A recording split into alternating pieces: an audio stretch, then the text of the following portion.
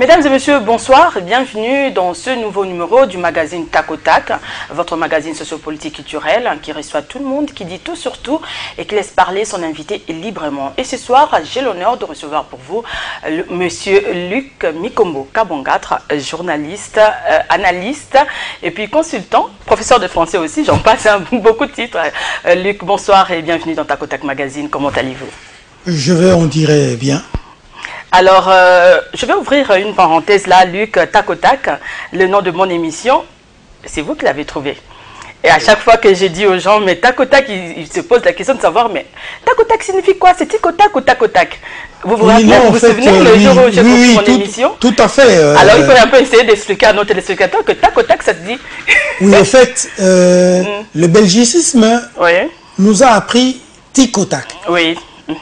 En fait, c'est une onomatopée inspirée du bruit que produit l'aiguille de la montre, la pendule. Oui.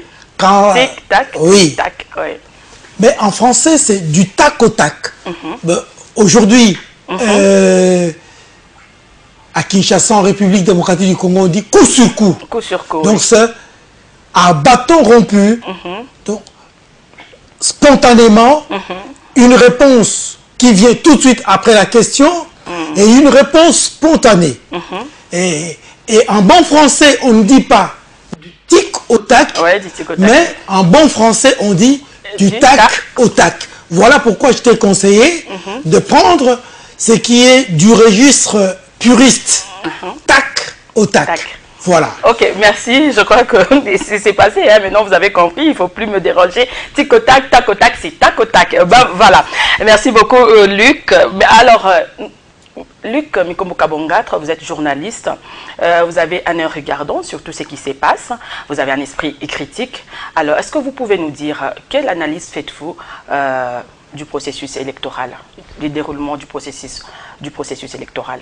De prime abord, le processus électoral actuel en République démocratique du Congo rentre dans le cadre de tout processus électoral, avec sa spécificité due à son contexte et à son milieu. Le processus électoral en République démocratique du Congo ne se passerait pas comme si c'était au Congo-Brazzaville, comme si c'était au Cameroun, comme si c'était en Côte d'Ivoire, comme si c'était en France, en Belgique, en Allemagne, j'en passais des meilleurs. Donc c'est un processus électoral qui répond aux réalités de chez nous, avec ses particularités. Globalement, c'est un processus électoral, j'allais dire, à l'image de notre pays. Et les résultats de ce processus seront également à l'image de notre pays. Sur un autre plateau, j'ai eu à le dire, je disais au journaliste qui m'a posé quasiment la même question, je dis que j'ai l'impression que nous risquerions d'avoir un mauvais président. Parce que le processus est mauvais. Comment s'expliquez-vous? En logique, on dit, lorsque les prémices sont mauvaises, la conclusion doit être nécessairement mauvaise. Donc, quand vous avez de mauvaises prémices, ne vous attendez pas à une conclusion bonne, dont vous auriez mal réfléchi. Mauvaise pourquoi? Regardez, depuis le début de ce processus électoral, une partie de l'électorat remet en cause la machine à voter, les listes électorales. Je peux vous dire que même moi, dans ma carte d'électeur, il n'y a pas d'empreinte. J'ai ma carte d'électeur ici, je peux vous la passer. Vous ne trouveriez aucune empreinte digitale. Vous avez ça. Donc, ça pose un problème. Il n'y a pas d'empreinte. Il n'y a pas d'empreinte. Alors moi-même, je ne me rendais pas compte. Le jour, comment ça se fait? Le jour où quelqu'un est venu m'en parler, je lui ai dit, attends, je n'ai jamais véritablement vérifié nos cartes, sur alors, ma carte. Je regardais, il n'y avait pas d'empreinte. Mais le jour où je suis allé obtenir cette carte d'électeur, on m'a demandé de poser les doigts pour la prise d'empreinte oui, digitale. On nous a tous demandé de alors, poser, mais sur la carte, il n'y a pas. Ça pose problème. C'est pourquoi une partie de l'opposition dit qu'il y a près de 10 millions de votants fantômes.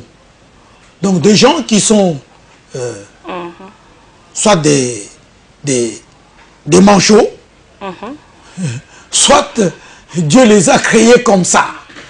Alors, ça pose un problème. Oui. C'est pourquoi je dis, le processus ayant été mauvais, les résultats devront l'être nécessairement.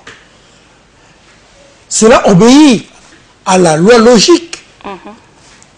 Le raisonnement logique, c'est le prémisse, le moyen terme et la conclusion. Oui. Lorsque les prémisses sont fausses, quel que soit le moyen terme, la conclusion sera nécessairement fausse.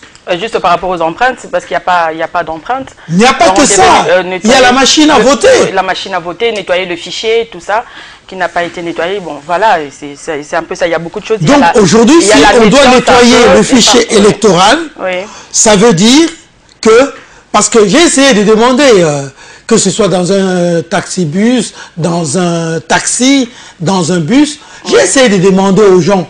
Il y en a qui ont découvert un peu comme moi, que sur leur carte, il n'y avait pas d'empreinte.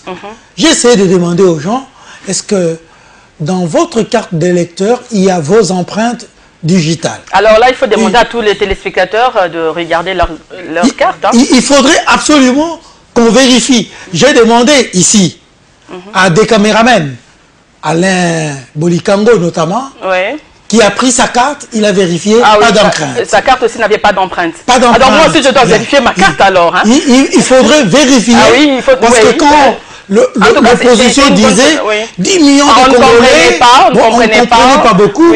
Moi, j'ai dû vérifier, je me suis rendu compte qu'effectivement, alors c'est qu'il y a un problème alors avec Nanga, alors doit se justifier, mais pourquoi il n'y a pas d'empreinte dans certaines cartes électeurs?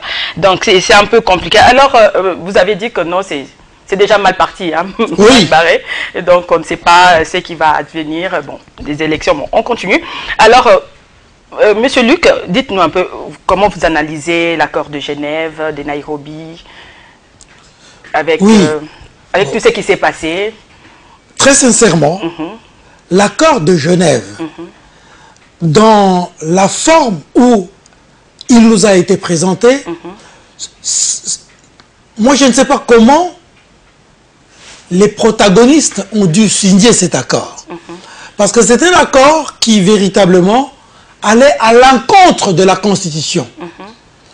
Je prends un seul exemple. On dit, Fayoulou va être le candidat unique de l'opposition. Quand il est président, il ne fera que 2 ans. 2 ans, oui. Est-ce que la Constitution dit ça? Je dis non. Non. C'est comme j'ai dit tout à l'heure, quand les prémices sont mal posées, la conclusion doit être mauvaise. Donc, bon, cet accord, je me demande, est-ce que... Un accord qui a divisé l'opposition? C'était dicté par des impératifs politiques ou est-ce que c'était dicté par la rationalité?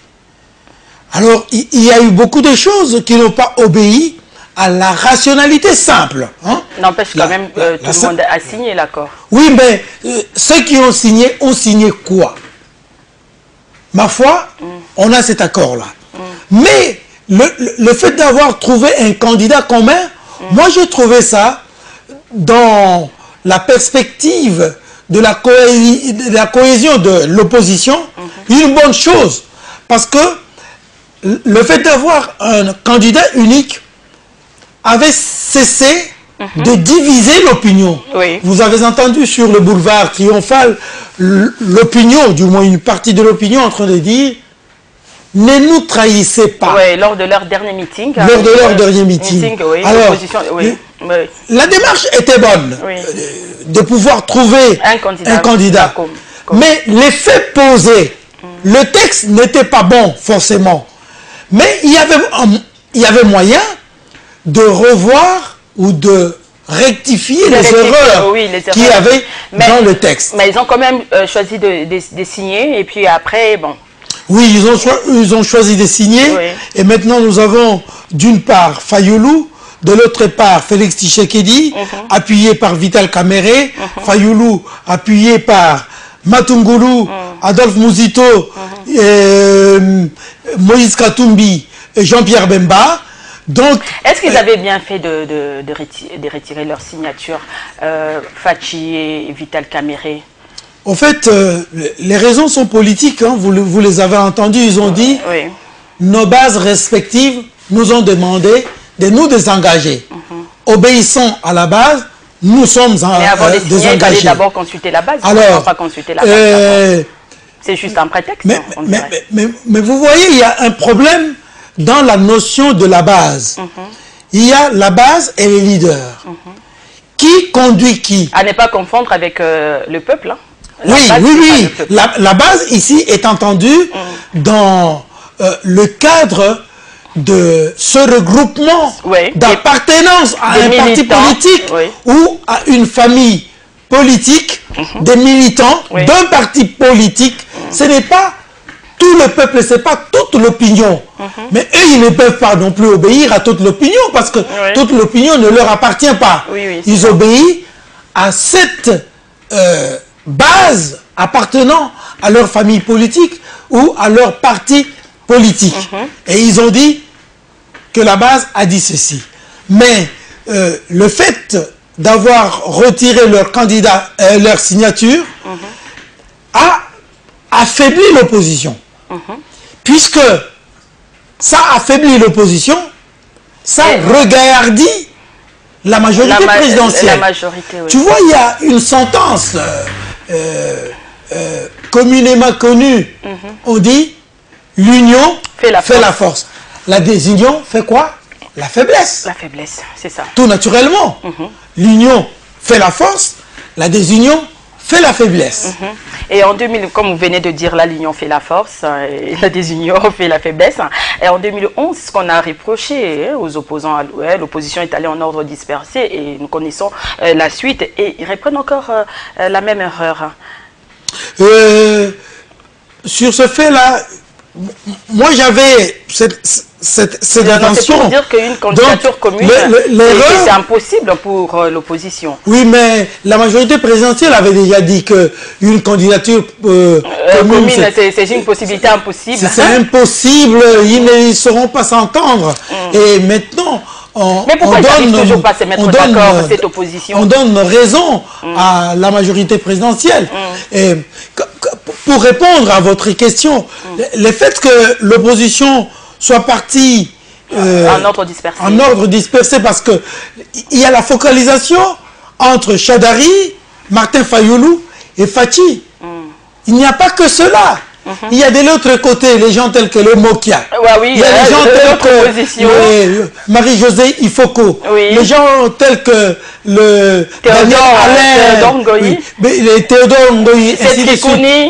Donc, attention, la dispersion des voix risque de jouer en faveur du candidat unique de la majorité. Même si c'est un candidat qui a été imposé par la volonté d'un individu. On dit dauphin. Ce n'est pas le dauphin de la classe politique, c'est le dauphin d'un individu. D'un individu, oui, Kabila. Ben voilà.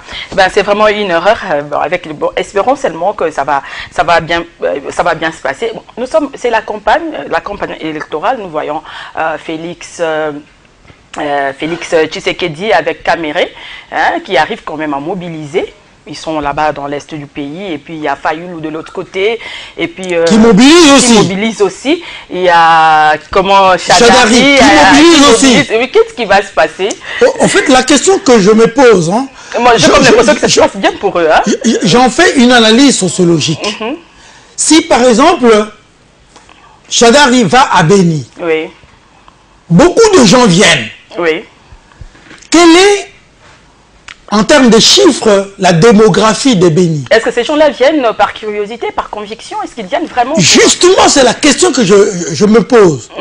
Est-ce que les gens qui viennent chez Félix, les gens qui viennent chez Chadari, les gens qui viennent chez Martin, est-ce que Ce ne sont pas les mêmes individus. Les mêmes individus, même oui, même à Kinshasa, on voit au stade le plein. Oui. On voit sur le terrain Sainte-Thérèse Angeli, plein. Oui. On voit à la place au boulevard Triomphal, plein. RDC, c'est quand même un grand pays. Hein. C'est normal. On se pose la question, est-ce qu'il n'y a pas des gens parmi ce plein-là qui ont été partout là-bas? Moi, je crois qu'il y a fort à craindre qu'il y ait eu des mêmes personnes. Par exemple, toi, Nicole, tu vas chez Chadari, tu vas chez Fachi, tu vas également chez Martin Fayoulou. Donc, maintenant, la grande décision sera prise lorsque l'individu sera seul. Peut-être qu'ils veulent aussi écouter d'abord les discours de Fayoulou, voir si c'est quoi son intérêt là-dedans. Oui, ça aussi, ça peut constituer l'un des arguments. Mais ça veut aussi, parce que tu sais, il y a parmi nos candidats, ceux qu'on n'a pas vus, tu m'as posé la question tout à l'heure, est-ce que c'est par curiosité ou par conviction? C'est très capital. Il y a des gens qu'on n'a jamais vus. Alors quand on dit, il va se présenter au stade, les gens viennent. Les gens sont curieux. Il va se présenter sur la place, le boulevard Triomphal, les gens viennent. Sur la place Sainte-Thérèse, les gens viennent. Et ainsi de suite, ainsi de suite. Mais le moment de vérité, comme on l'appelle, c'est le moment où l'électeur est face, lui seul, face à l'urne. C'est le moment où, comme la machine à voter va être maintenue, du moins jusqu'à présent selon la volonté de la CENI, il appuie un numéro, il vérifie que exactement c'est le numéro que j'ai commandé et il prend ça, il verse dans l'urne. Et c'est ce moment-là qui est le plus capital de tout le moment, de tout le tralala que nous voyons à la télévision, au stade, ainsi de suite. Et c'est ce moment-là que tout le monde attend. Parce que c'est le moment décisif. C'est bien beau de mobiliser. J'espère que toutes ces personnes-là vont voter. Hein. Oui, mais parce qu'il y en a qui y vont, d'après les images que nous avons eu à suivre, qui y vont pour obtenir un peu d'argent. Et parce que, pas plus tard qu'avant-hier, il y a eu une ronde dans la capitale des distributeurs de pain. Alors, ils distribuent de pain avec l'intention de renforcer le commerce des vendeurs de pain. Mais je me pose la question, comme initiative, est-ce que c'est mauvais? Non, c'est une bonne initiative. Maintenant qu'on distribue le pain, quel est le réel impact que ce pain-là va produire? Parce qu'il y en a qui ont pris le pain pour bouffer. Un pain, d'après le pain qui donnait, coûte dans certaines communes 200 francs, dans d'autres 300, j'en passe des meilleurs. Si vous mangez un pain, est-ce que vous avez résolu votre problème du ventre? Votre problème de 5 ans? Parce que vous serez devant l'urne pendant 1-2 minutes, d'autres ont dit 6, je n'en sais rien, mais l'acte que vous allez poser, c'est pour que les candidats soient en place pendant 5 ans. Est-ce que pour 2, 3, 4, 5, 6 minutes, l'acte que vous aurez posé pendant ce laps de temps va résoudre votre problème des 5 ans? Parce que, je vais terminer par là, Nicole. Il y a ce qu'on appelle en latin le chronos, c'est le temps de la montre. Chronologie. Et les kairos, le temps favorable. Est-ce qu'ils votent pour une perspective chronologique ou une perspective kairolique? Ça dépendra de la responsabilité de l'individu face à son urne. Quand il verse son bulletin, il dit monsieur que je viens de voter devra trouver des problèmes à ma situation. Il doit savoir que son avenir en dépend. Voilà. C'est ça le problème. En fait, nous allons toujours parler de campagne. Là, il y a la Senco, campagne électorale. Senco refuse de donner la parole à tous les politiciens lors de culte. Oui. Senco dit qu'il n'y a pas de campagne, dans l'Église. Dans l'Église. Et dans l'Église catholique. Dans l'Église catholique. Mais nous sommes un pays laïque. Hein. Oui, nous sommes un pays laïque. Nous avons vu des pasteurs qui ont reçu des candidats qui ont passé leur message de campagne pendant le culte religieux. Mais l'Église catholique dit non. Ainsi donc, moi je dis, vous avez vu la position de l'archevêque Ambongo. Ambongo, oui. Et très souvent, les gens disent... Il est aussi contre la machine à voter. L'église au milieu du village. Mais, d'après l'agir de l'église, moi je dis, l'église du côté de la vérité. Et la vérité, c'est quoi? Oui, la vérité, c'est la conformité. Contre la machine à voter ou comment? Non. Parce que l'église est contre. Ce n'est pas tout ça. La communauté internationale est contre la machine à voter. La vérité... c'est la conformité de ce que l'on déclare avec ce qui existe réellement. Est-ce que ce que vous dites est conforme à ce qui est? C'est ça la vérité. Et quand vous dites la machine à voter, moi je crois que là-dessus, l'Église joue son rôle pastoral depuis Léon XIII, avec l'institution de la doctrine sociale de l'Église qui s'est perpétrée avec Paul VI, j'en passe, et des meilleurs. L'Église a l'obligation d'écouter ce que dit la population, le social. Ainsi donc, tu as vu, Monseigneur Ambongo a dit, comme pour la présidence, il n'y a pas beaucoup de candidats, qu'on aille avec l'élection à papier.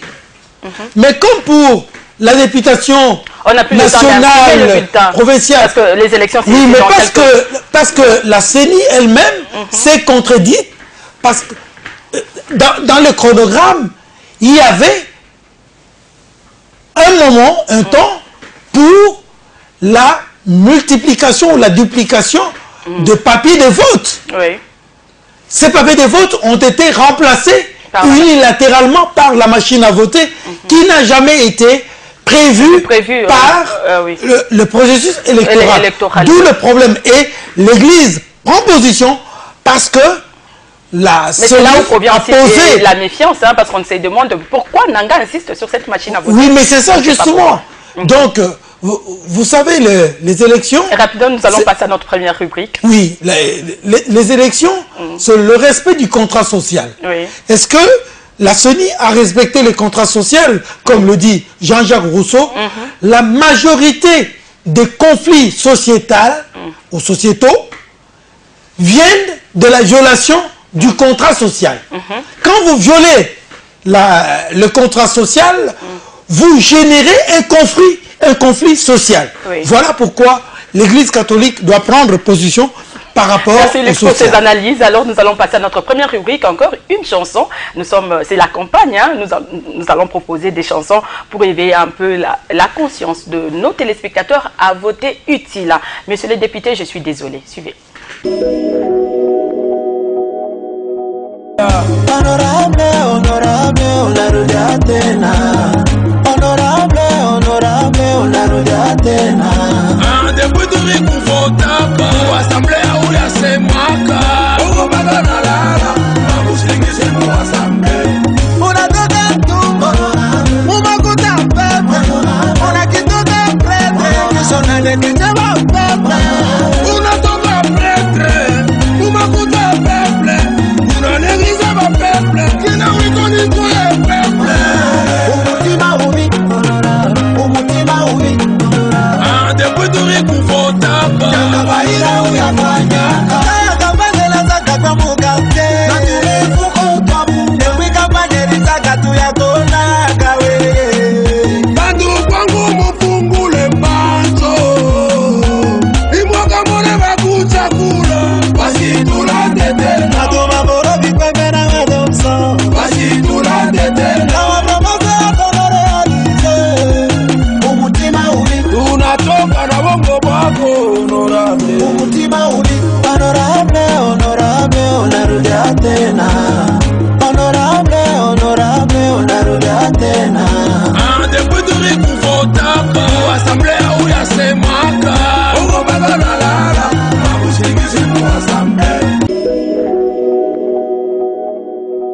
Des retours sur ce plateau, mesdames et messieurs, là vous venez de suivre une très belle chanson de notre artiste, hein, c'est un artiste katangé, hein, congolais qui chante Monsieur le député, je suis désolé, vous revenez encore.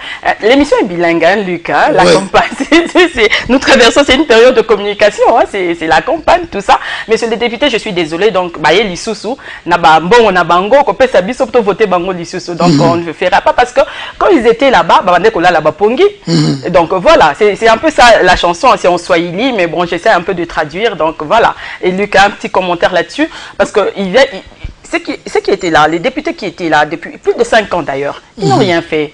Ils n'ont voté aucune loi. Donc ils reviennent encore. L'artiste dit, monsieur le député, aucune loi plutôt. Je suis désolé. Ça veut dire que ce monsieur-là a été déçu. Mais, parce que la chanson s'adresse à toute l'opinion, il y a parmi... À voter utile cette fois-ci, à être un peu sévère. Oui, parmi l'opinion, il y a des gens, ne fût-ce qu'une minorité, qui s'est retrouvée en ce député-là. Donc, quand lui, il est désolé, l'autre est satisfait. Alors, il trouve une raison pour que celui qui lui a donné la satisfaction revienne pour qu'il puisse continuer. Il dit, je suis le candidat de la continuité. Donc, la continuité par rapport à ceux qui se sont retrouvés dans la gouvernance des Kabila. Mais ceux qui ne se sont pas retrouvés s'y opposent. Ce n'est que normal. Moi, je trouve que c'est une chanson comme toutes les autres. Celui-là, ayant été déçu, il est désolé que ces députés en qui il ne s'est pas retrouvé puissent revenir. Mais d'autres diront, monsieur le député, nous sommes satisfaits que vous soyez revenus. Et ben voilà, voilà, en campagne, nous restons toujours dans la campagne. Nous voyons là Emmanuel Shadari qui bat sa campagne là, à Guadolité, en Équateur, qui demande 1 minute de silence en mémoire de du feu maréchal Mobutu. Ce qui étonne un peu. Pendant 21 ans, on n'a jamais pensé à Mobutu. Là, comme par hasard, 1 minute de silence, c'est quand même curieux. Mais en fait, c'est une stratégie de communication. Oui, stratégie de communication. C'est une stratégie de communication parce que Mobutu est un Équatorien et il s'adressait aux frères et aux sœurs de Mobutu.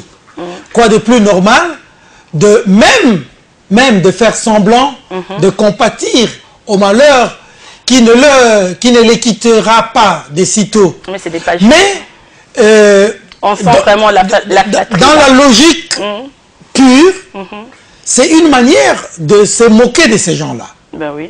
Mobutu est allé mourir et enterré au Maroc à cause du régime dont Shadari se réclame le continuateur. Oui, le continuateur. 21 ans. Alors, qui sont là. Quand il dit aux frères de Mobutu que observons 1 minute de silence. Et ils ont aussi observé 1 minute de silence. Oui, mais parce que vous savez, la réflexion vient après. Et j'ose croire que la vraie réflexion est venue de Kinshasa. Kinshasa qui a suivi Emmanuel en train de demander 1 minute de silence. Il dit, mais ces régimes, c'est l'antithèse du régime de Mobutu. C'est à cause de ces régimes que Mobutu s'est retrouvé au Maroc. Il y est mort, c'était un certain 7 septembre 1900, je crois, 97. Tu vois, aussitôt qu'il a fui Kinshasa, il n'a pas fait longtemps au Maroc et il est mort. Et depuis, on n'en parle plus, c'est le mauvais. Il n'a jamais été reconnu. J'ai entendu un acteur politique dire que, attends, c'est bien se moquer des gens. Vous avez érigé des monuments. On trouve le monument de Lumumba, on trouve le monument de Kasavubu, on trouve le monument de Laurent Désiré Kabila. Où est le monument de Mobutu? Donc, aller demander 1 minute de silence, c'est se moquer du peuple équatorien qui a encore le deuil de Mobutu dans son... On dirait aller remuer le couteau dans la plaie. Ben voilà, campagne électorale toujours, nous voyons là comment Fayoulou qui bat campagne, mais à la fin pour dire que non, c'est pour boycotter les élections, on doit trouver le bulletin papier le jour J, et non la machine à voter. Qu'est-ce qui va se passer? Bon, en fait, vous voyez l'attitude de Fayoulou, c'est une attitude double. il paye la caution, il bat campagne. Il bat campagne. Mais il dit... Il dépense tout cet argent avec les avions. Pas de bulletin électronique. Oui. Parce que cela a été interdit par la loi. Oui. Mais il ne retire pas sa candidature. Oui. Mais ça veut dire que les gens qui vont voter pour le camp de Fayoulou devront faire avec la réalité qu'ils vont trouver là-bas. Oui. Parce que, et là je suis... Est-ce qu'ils vont voter? Je suis un peu d'accord avec Fachi quand il dit il faut plutôt renforcer la surveillance plutôt que de se désister. Parce que Fayoulou n'appelle pas les gens à se désister. Il dit, vous allez voter, mais quand ces gens-là iront voter, ils ne trouveront pas un papier pour marquer le nom. Ils trouveront la machine, ils devront faire avec la machine, parce que dans la machine, Fayoulou y est, et tous les autres candidats, tout naturellement. Mais cette machine-là, j'ai parlé tout à l'heure du contrat social. Cette machine-là n'était pas dans les contrats qu'on avait signés avec la CENI. D'où le conflit qui est né dans l'utilisation de la machine. Nous allons toujours parler campagne, hein, Monsieur Luc. Il y a, bon, je veux dire, Emmanuel Chadari va aller aussi au Kasaï, en Mbujimayi, Kananga, battre campagne, là où il y a eu Kamuna Sapo. À l'époque, il était ministre de l'Intérieur. Qu'est-ce qu'il va aller dire à tous les Kasaïens qui ont perdu des êtres chers? Voilà. Et puis, Fayoulou aussi a laissé là-bas. Il a dit aussi que les gens de l'Est sont des Rwandais et tout ça. Mais quand il bat campagne, il dit quoi? Est-ce qu'il s'adresse aux Rwandais ou aux Congolais? Non. Rapidement, nous allons passer à notre deuxième. Je vais le dire très rapidement. Vous voyez, lorsque m'a dit les gens de l'Est, il y a des Rwandais. Oui. Donc, il y a eu un plan de remplacement des populations congolaises de l'Est par des Rwandais. Oui. Et ce plan-là a connu un début d'exécution. C'est pourquoi Fayoulou a dénoncé cela. Mais Fayoulou n'a pas raison de considérer tous les habitants de l'Est comme des Rwandais. Et je crois que dans sa tête, il ne disait pas que tous les habitants de l'Est sont Rwandais. Non, quand même. Parce que la plus grande population de notre pays, démographiquement, est concentrée dans l'Est. Dans l'Est, oui. Donc tout ce monde-là, qui est congolais, n'est pas rwandais forcément. D'ailleurs, il y a là dans l'Est, rwandais, burundais, congolais, ougandais, et ainsi de suite. Mêlés. Moi, j'ai déjà visité tout ce pays-là. Donc, mais Fayoulou voulait ouvrir grand les yeux à ce phénomène-là qui consistait à faire entrer chez nous des populations venant de l'Est. Il n'y avait pas d'ailleurs que de Rwandais. Il y avait des Burundais, il y avait des Ougandais aussi. Les messages est passé, je crois qu'ils ont compris, la population a compris que Fayoulou n'avait pas cette idée-là de dire que non, en tout cas, ça c'est d'après ma compréhension. De Rwandais. Ok, c'est bon. Alors avec Kamuna Sapo... bon, concernant l'arrivée de Chadari au Kasaï, bon, nous sommes en période... de campagne. On doit tout oublier. Je vous ai dit tout à l'heure. Comme l'a dit Kike Moulumba, oublions tout, oublions les passés. Non. L'histoire est faite parce que elle éclaire le présent et oriente l'avenir. Oui. Donc, si nous devons oublier le passé, l'histoire, c'est-à-dire que même lui Kike que vous citez va demander aux Congolais, oubliez Toton Dio Nanoté. Toton Dio, ouais, c'est ce qu'il a demandé, qu'on oublie tout ça. Non, qu'on n'oublie pas. Parce que lui faisait ces déclarations-là en homme conscient. Et il le faisait sérieusement. Il a mis des moyens pour que son idée passe. Et ma foi, je constate que l'idée est passée parce qu'aujourd'hui, on parle de Kabila Désir. Donc, comme Kabila n'a pas suivi sa voie, il s'est dit, ah, il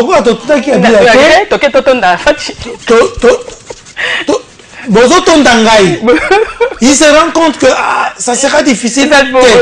Totonda Fachi. Alors, quelle inconstance, nos politiciens. C'est justement l'inconstance des politiques congolais. Donc, l'arrivée de Chadani, dans le Katanga, le Kasaï, Kananga, ce sera une arrivée assez délicate. Parce qu'il a été ministre de l'Intérieur avec une mission de mettre fin à cette insécurité. Ça a continué. Il a fait, dès qu'il a été nommé, je crois, 2-3 voyages dans l'Est. Il est revenu, il a fait la déclaration que j'ai résolu ce problème-là. Mais est-ce que c'était vraiment résolu? Je ne sais pas quel discours il va tenir à ce même peuple, parce que si quelques-uns sont morts, mais tous ne sont pas morts, comme le dit Jean de La Fontaine, tous étaient frappés, mais tous n'étaient pas morts. Tous n'étaient pas morts. Voilà. Alors, nous allons passer à notre deuxième rubrique. Seul face au miroir, chef Luc. Bon, c'est mon chef quand même. Bon. Monsieur Luc, c'est venu comme ça, donc c'est une habitude, voilà. Vous allez nous dire comment entrevoyez-vous l'avenir du pays après les élections. Ça sera dans notre rubrique Seul face au miroir, tout de suite. Je suis en train de voir un Congo à 2 niveaux. Le premier niveau, je vais m'excuser pour commencer par négatif, parce que les prémices, je disais tout à l'heure, ont été mal posées. Un Congo en crise après les élections. Il me semble que nous devrions traverser une zone de turbulence, une zone de crise, si vous voulez, avant d'espérer de voir un Congo, ça c'est la deuxième lecture, reluisant, un Congo prospère, un Congo grand, un Congo plus beau qu'avant, comme le dit notre hymne national. Et ce Congo-là, plus beau qu'avant, un Congo où il fait beau vivre, c'est le Congo auquel nous aspirons tous. Et je formule tous mes vœux de voir que ce Congo puisse venir, et ce le plus tôt possible. Et de retour sur ce plateau, Luc Mikoboka-Bongat, il y a eu une polémique sur le programme d'Emmanuel Ramazani Shadari par rapport à celui de Joseph Kabila, 85 milliards pour 5 ans. Pensez-vous que Shadari dit indirectement à l'opinion que Joseph Kabila avait échoué? En fait, dans un premier temps, quand Shadari n'avait pas encore présenté son programme et qu'il disait qu'il était un candidat de la continuité, moi j'étais sûr qu'il devait surfer sur le budget qu'a utilisé M. Kabila pour continuer.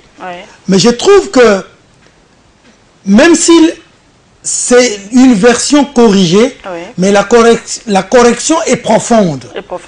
Je crois que c'est 86 milliards 86 milliards, oui. 86 milliards.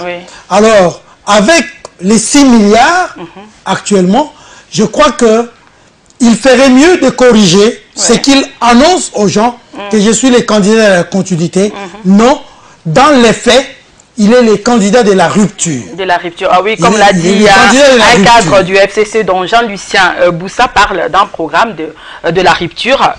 Pensez-vous qu'il y ait vraiment rupture si Shadari est élu?